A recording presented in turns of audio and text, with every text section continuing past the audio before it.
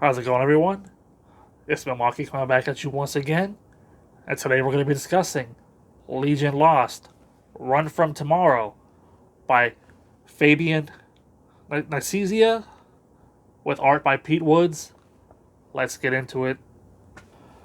Members of the Legion of Superheroes travel back in time, chasing a villain known as Alastor so they can stop him from unleashing a deadly pathogen on Earth.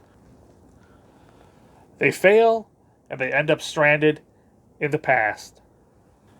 They end up going up against the first hyper sapien caused by the pathogen. Meanwhile, Timberwolf tracks another one to a shopping mall and makes a discovery. Dawnstar tracks down Alastor, and he is subdued, while Timberwolf is caught by the Martian Manhunter of Stormwatch. Martian Manhunter helps a member of the Legion overcome an injury, while the rest of the team escape from a military facility. The team, for the first time since going back in time here on Earth, are together again. Only problem is, Alastor is gone. Tellus helps a young woman in a coma, and we learn that he's keeping a secret from the rest of the team. That's the story right there contained in this volume, Legion Lost, Run from Tomorrow. The only really good thing I can say about it is that they try to, every issue is from a different character's POV. Like, one issue you're from, like, see for, like, Wildfire's POV, the next year Dawnstar's POV, to, Timberwolf or whatever. That's cool and all, but you still don't really get a sense of who these characters are. The biggest weakness in the book is there's no real hook. Things are just happening, and you're supposed to care.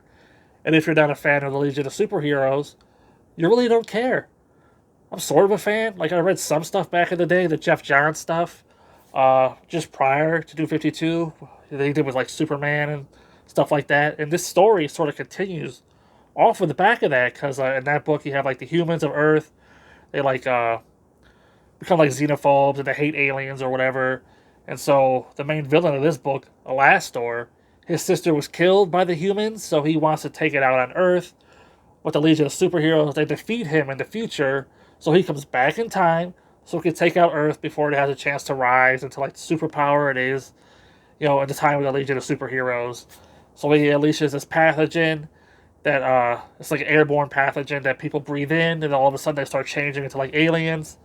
But you really only see, like, 2 people get infected, so I guess maybe the infection is not that bad. But then again, tell us he's keeping a secret from the rest of the team. Maybe they are all infected, and they just don't know yet. But like I said, no real hook. Things are just happening. You don't really know who the characters are. I recognize Timberwolf and Dawnstar, but everybody else is kind of new to me, and I didn't get a reason to care about them in this book. Also, another problem with this volume is there's no real conclusion. It just ends.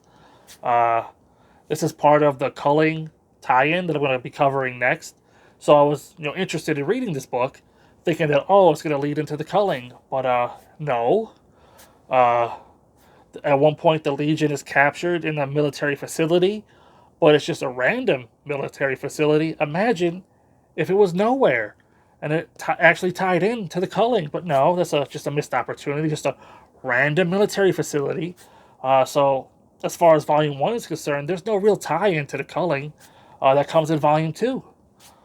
Even though the stakes are the highest they could possibly be with this airborne pathogen that's supposed to mutate the DNA of humans and mix it with alien DNA and create these horrible monsters, you don't really feel like the stakes are that big. Like I said, you see this one time with a doctor who transforms, but that's it.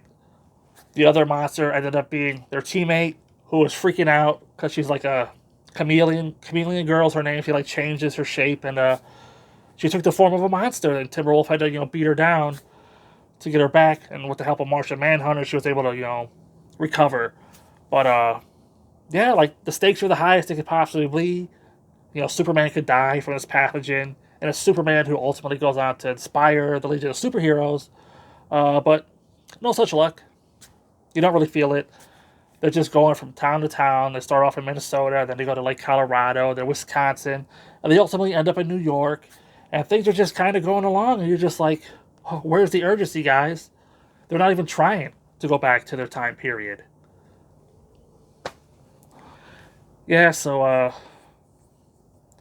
all that being said, I'm gonna go ahead and give Legion of Superheroes, or no, Legion Lost, uh, Run from Tomorrow, a 3 out of 5.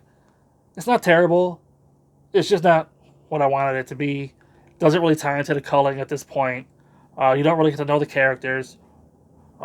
There's like no sense of urgency. It's just a book that's on the stands. I think they probably just tied it into the culling to try to get sales up. I don't know about that. I can't say that for sure. But it seems out of left field with that tie in there. And you either like the Legion of Superheroes or you don't. This book is not going to make you a fan. Like I said, I came into it with a little bit of knowledge. I recognized Timberwolf.